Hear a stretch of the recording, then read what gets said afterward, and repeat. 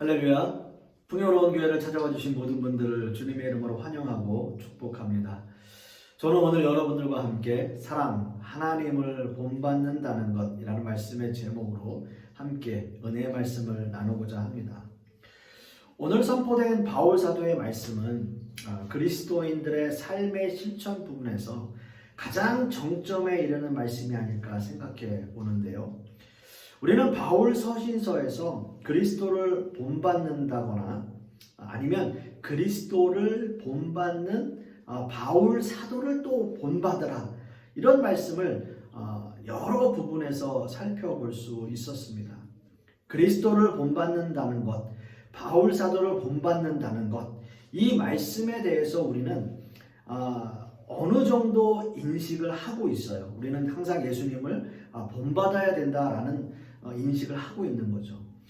예수님을 생각해 본다면 하나님의 아들이신 예수 그리스도께서 우리를 위해서 이 땅에 오셨고 또 우리를 위해서 십자가를 지신 그 희생과 사랑이 우리의 머릿속에 떠오르게 됩니다.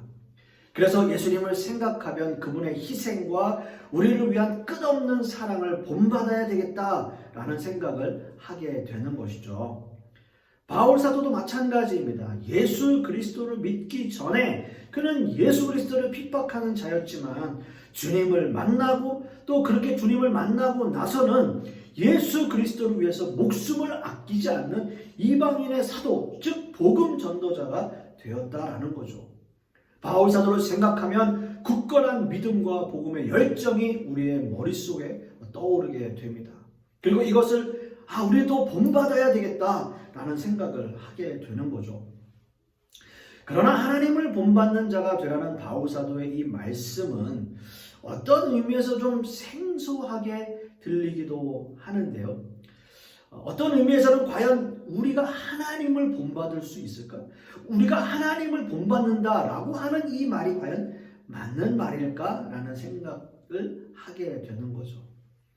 어느 누구도 하나님을 본받는 자가 또는 하나님을 본 자가 없고, 하나님은 영원하시며 하나님은 무소부재하시며 하나님은 스스로 존재하시는 분이기 때문에 하나님을 본받는다는 것에 대해서 우리는 생각하기가 쉽지는 않습니다.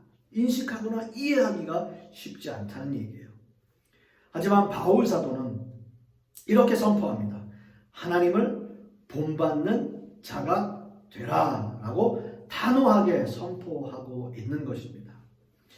그렇다면 우리는 어떻게 하나님을 본받는 자가 될 수 있을까요?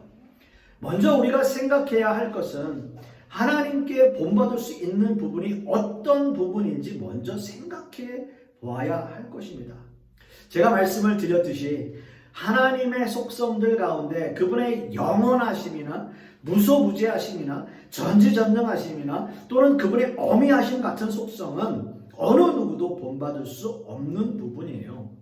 하지만 하나님의 사랑, 하나님의 거룩하심, 하나님의 선하심, 하나님의 긍휼, 자비, 오래 참으심, 성실하심, 이런 여러 가지의 부분들은 본받을 수 있는 하나님의 속성이다라고 하는 거죠. 하나님은 말씀을 통해서도 내가 거룩하니 너희도 거룩하라 라고 말씀하고 있기 때문입니다. 그렇습니다, 여러분. 우리는 하나님의 자녀로 많은 부분에서 하나님을 본받을 수 있는 부분들이 있다라고 하는 거예요. 또 어떤 오늘 본문 말씀에서 본받는다는 말씀은 뭔가 흉내를 잘 내는 사람 또는 모방자라는 의미를 가지고 있기도 해요. 마치 어린아이가 그 부모를 모방하듯이, 따라하듯이 하나님의 거룩성과 선하심과 자비하심 그리고 그분의 사랑을 닮아가는 것을 말하고 있는 거죠. 그것을 본받는 거예요. 우리는 이렇게 하나님을 본받는 자가 됩니다. 하나님의 속성들 가운데 우리가 모방할 수 있는 부분들을 모방하며 하나님을 닮아가는 모습의 자녀로 성장해 가는 겁니다. 이렇게 하나님을 닮아가며 하나님을 본받는 자로 살아가는 이유는 바로 하나님의 사랑을 받는 자들이기 때문입니다. 오늘 우리가 함께 읽은 본문 5장 1절 말씀을 보시면 그러므로 사랑을 받는 자녀같이 너희는 하나님을 본받는 자가 되고 라고 말씀하고 있습니다. 사랑하는 성도 여러분, 우리는 하나님의 사랑을 받고 있는 자녀들이에요. 여러분들은 하나님의 사랑을 받는 자녀들입니다. 여러분 믿으십니까? 바울 사도는 에베소서 1장 말씀에서도 하나님의 기쁘신 뜻대로 우리는 하나님의 아들이 되었다고 말씀하셨고요. 하나님의 사랑을 받는 하나님의 자녀가 되었다라고 말씀하고 있어요. 하나님을 본받는다는 것은 하나님에게 기쁨이 됩니다. 하나님의 자녀 그리고 하나님을 본받는다는 말씀 속에서 이제 여러분은 여러분이 생각하는 가장 이상적인 가정을 생각해 보십시오. 정말 사랑이 넘치고 가정이 행복한 모습의 가정을 한번 상상해 보는 겁니다.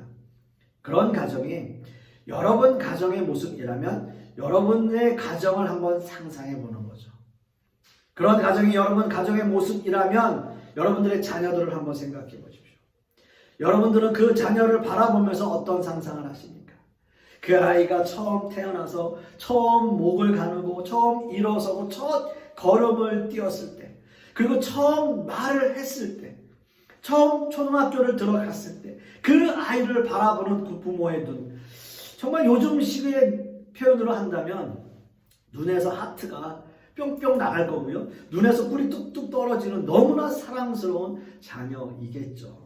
더군다나 그 아이가 부모의 마음에 흡족하게 부모가 원하는 대로 부모의 바램대로 그 모습대로 살아간다면 그것보다 더 행복한 가정은 없을 것입니다.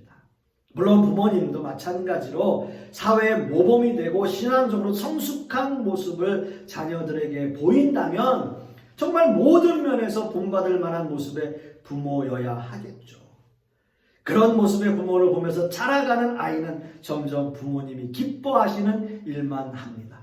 공부도 열심히 하고요, 건강하고 성공하는 삶을 살아간다면 이건 역시도 부모의 기쁨이 될 거예요. 행복한 가정 안에서 사랑을 듬뿍 받은 자녀라면 이렇게 그 부모를 닮아가며 살아가게 되는 거죠. 이것이 행복이고요, 이것이 사랑이 넘치는 가정이 될 것입니다. 부모로서 자녀들에게 가장 듣고 싶어 하는 말이 이런 거 아닐까요? 저도 부모님처럼 살고 싶어요. 저도 부모님처럼 살고 싶어요. 저희 부모님이 저의 롤모델이에요. 저희 부모님은 저는 제일 존경합니다. 라는 말, 여러분 들을 수 있다면 그것보다 더 행복한 일은 없을 겁니다. 어찌 보면 우리는 벌써 이 말을 들을 자격이 없는지도 몰라요. 제발 너는 나처럼 살지 마라. 너는 나 같은 실수로 범하지 마라. 너는 그렇게 살면 안 된다. 너는 네 꿈을 펼쳐나가라. 여러분, 이런 것이 가정의 현실이라면 참 너무나 힘들고 어렵겠죠. 오늘 말씀으로 돌아와서 바울 사도는 큰 가정을 꿈꾸고 있습니다. 너무나 화목하고 사랑이 넘치는 가정. 그 가정의 아버지는 하나님이세요. 사랑이 많으시고 자비하시고 은혜롭고 노하기를 더디하시는 우리의 아버지이십니다. 그리고 우리는 그 사랑을 한 몸에 받는 자녀들이에요. 그래서 우리는 하나님의 자녀로서 그 아버지를 닮아가고 본받아야 한다라고 하는 거죠.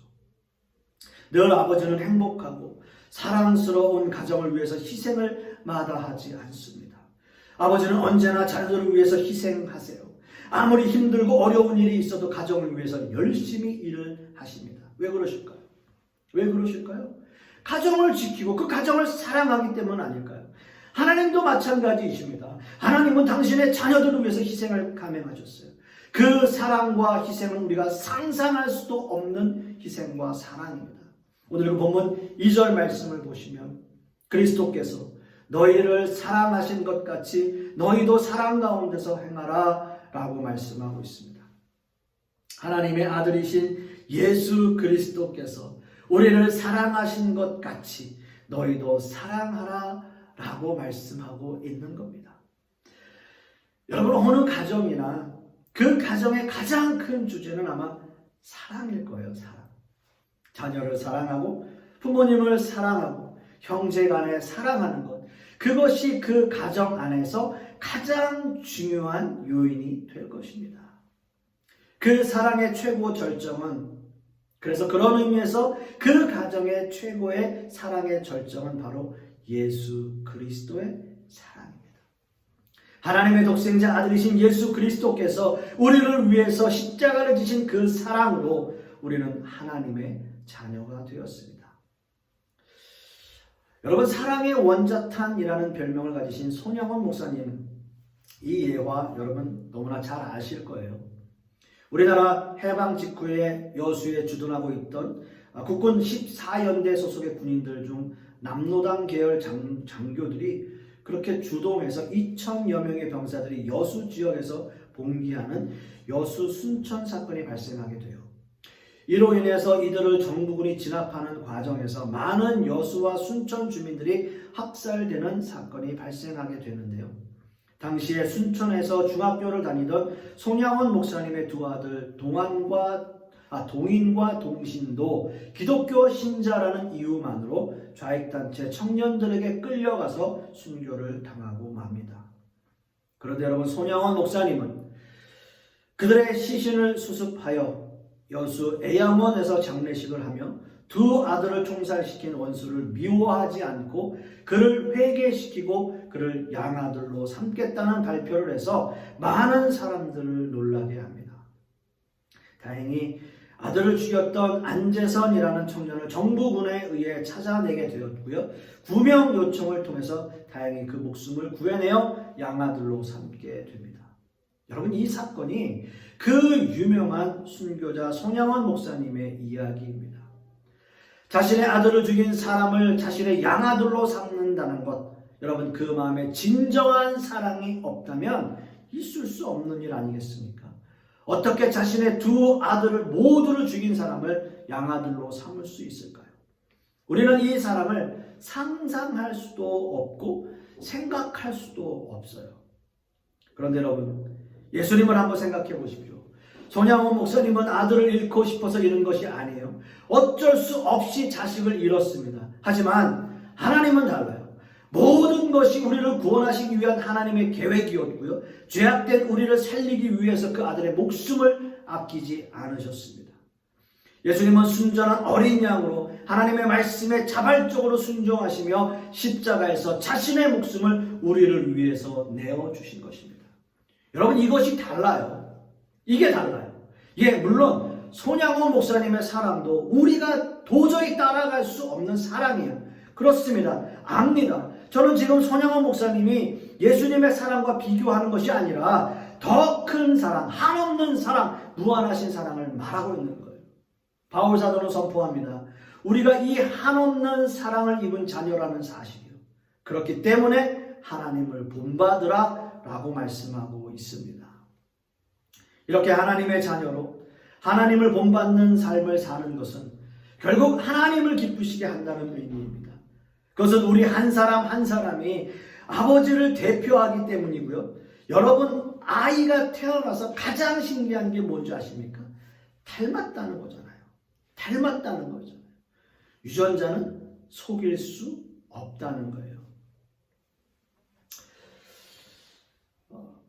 여러분, 한번 생각해 보시면 저희는 삼형제인데 늘 어머님에게 교육을 받았던 게요. 남의 집에 가서 이렇게 정말 걸신 들린 것처럼 그렇게 먹지 마라 라는 말씀을 참 많이 하셨어요. 저희가 이제 어릴 때죠. 그래서 어디 가족 모임이 있고 식구들이 모이잖아요. 그러면 저희 형제는 그 전에 좀 잘 먹는 거예요. 그리고 모임에서는 얌전하게 있는 거죠.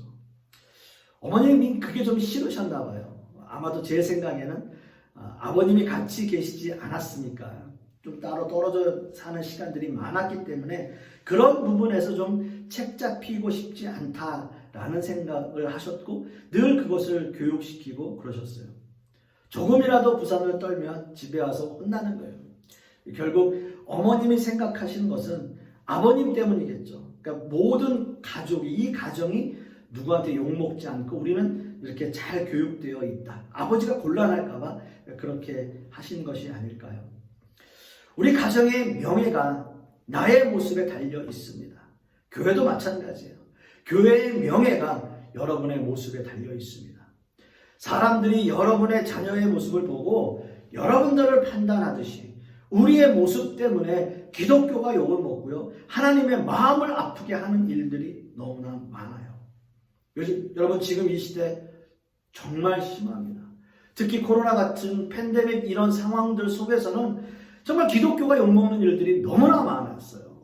어떻게 보면 우리 각자 한 사람 한 사람이 하나님의 자녀로서 기독교, 이 그리스도교를 대표하는 사람들이잖아요. 우리의 모습 하나하나가 믿지 않는 사람들에게 판단될 것이고요. 그 모습 때문에 때로는 하나님이 영광을 받으시겠지만 때로는 그렇지 못한 경우도 있다라는 거예요. 그래서 바울 사도는 오늘 본문 말씀을 통해서 사랑을 받은 자녀 같이 이렇게 말씀하고 있어요. 그리고 그리스도께서 너희를 사랑하신 것 같이 라는 말씀을 통해서 무엇보다 사랑을 강조하고 있는 것입니다. 우리 가정 안에 사랑이 가득하다면, 우리 교회 안에 사랑이 가득하다면 우리는 하나님이 기뻐하시는 일만 하게 될 것입니다. 그래서 예수님은 이렇게 말씀하세요. 요한복음 13장 34절 35절 말씀에 새 계명을 너희에게 주노니 서로 사랑하라. 내가 너희를 사랑한 것 같이 너희도 서로 사랑하라. 너희가 서로 사랑하면 이로써 모든 사람이 너희가 내 제자인 줄 알리라 라고 말씀하세요. 서로 사랑하라.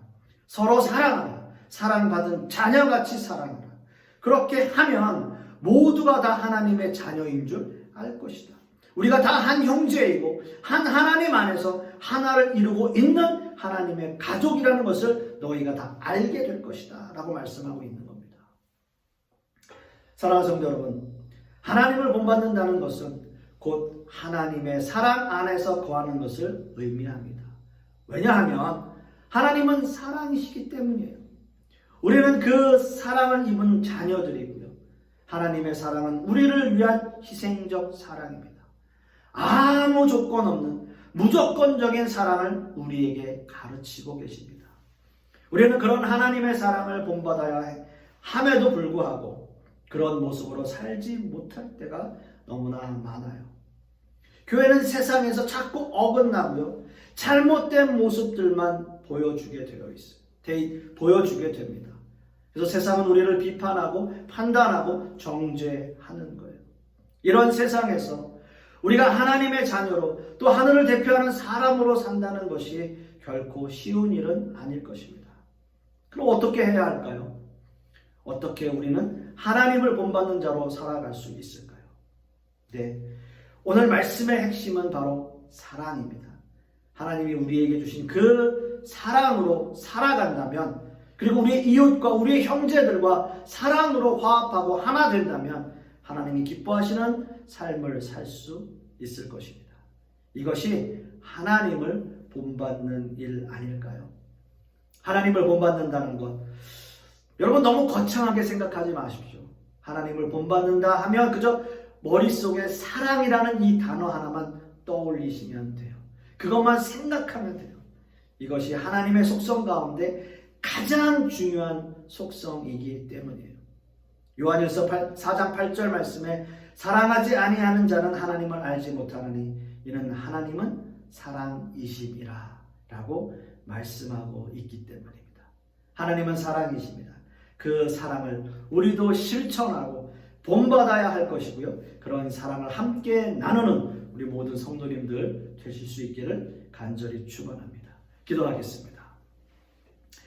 아버지 하나님 감사합니다. 오늘 말씀을 통해서 우리가 하나님을 어떻게 본받아야 하는지 함께 말씀을 나누었습니다. 하나님은 사랑이십니다. 우리 모두가 다 사랑으로 한 마음 되어지고 하나가 된다면 우리는 하나님을 본받는 자녀로 이 세상을 살아갈 수 있을 것입니다. 주님의 사랑을 본받는 자가 되기 위해 노력하는 우리 모든 성도님들 되게 하여 주시옵소서. 주님 감사드리며 예수 그리스도 이름 받들어 기도드렸사옵나이다. 아멘.